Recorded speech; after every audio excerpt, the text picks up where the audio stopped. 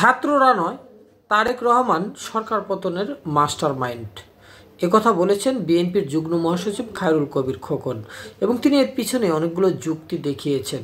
তিনি উল্লেখ করেছেন যে এই যে ছাত্ররা তারা কোটা বিরোধী আন্দোলন করেছিল, তারা সরকার পতনের আন্দোলন করেনি। সরকার পতনের মাস্টার মাইন্ড ছিলেন তারেক রহমান।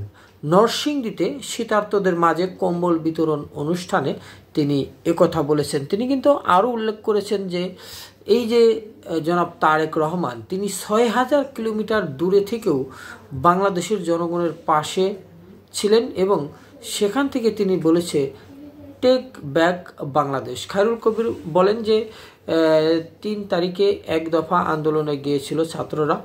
বিএনপি অনেক আগেই সরকার পতনের এক দফার আন্দোলনে গিয়েছিল, অর্থাৎ বিএনপি যে অনেক আগে থেকেই দফা এক দাবি এক শেখ হাসিনার পদত্যাগ, এটা কিন্তু তারেক জিয়া তথা বিএনপি এবং তাদের সমমনা দলগুলো অনেক আগে থেকে বলছিল।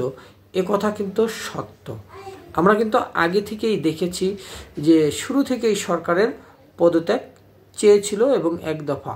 তারেক রহমান এই আন্দোলনের নেপথ্যর কারিগর না, প্রকাশ্যের কারিগর বলা যায়, অর্থাৎ প্রকাশ্যে তিনি এই আন্দোলনটা করেছিলেন।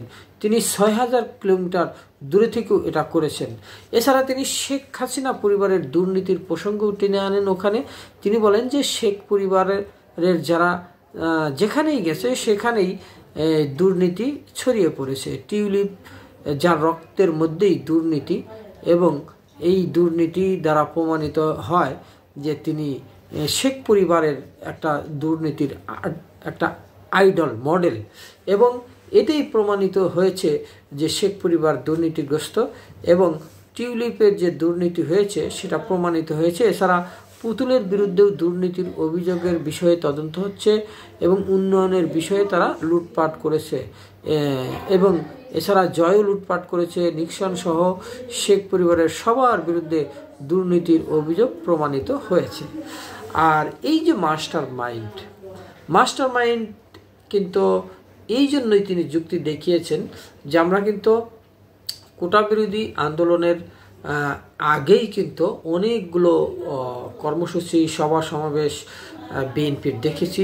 সেই সভা সমাবেশ থেকে শেখ হাসিনার পদত্যাগ, নির্দলীয় নিরপেক্ষ সরকারের অধীনে একটা নির্বাচন চেয়ে আসছিল, এবং সেই প্রসঙ্গটাই আর কি এখানে তিনি যুক্তি দেখিয়েছেন যে ৩ তারিখে যে এক দফা আন্দোলনে গিয়েছিল ছাত্ররা, সেই ৩ তারিখ তো একটা দিন মাত্র, কিন্তু তারও আগে বিএনপি অনেক আগে থেকেই এই এক দফা দিয়েছিল এবং সরকার পতনের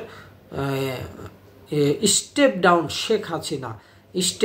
শেখ হাসিনা স্লোগান বিএনপি দিয়েছিল। আর এইসব স্লোগান এবং শেখ হাসিনার পদত্যাগের বিষয়টি, অর্থাৎ সরকার পতনের যে মাস্টার মাইন্ডটা, এটা ধারণা এটা তারেক জিয়াই দিয়েছিল বলে এভাবে তিনি যুক্তি তুলে ধরেন।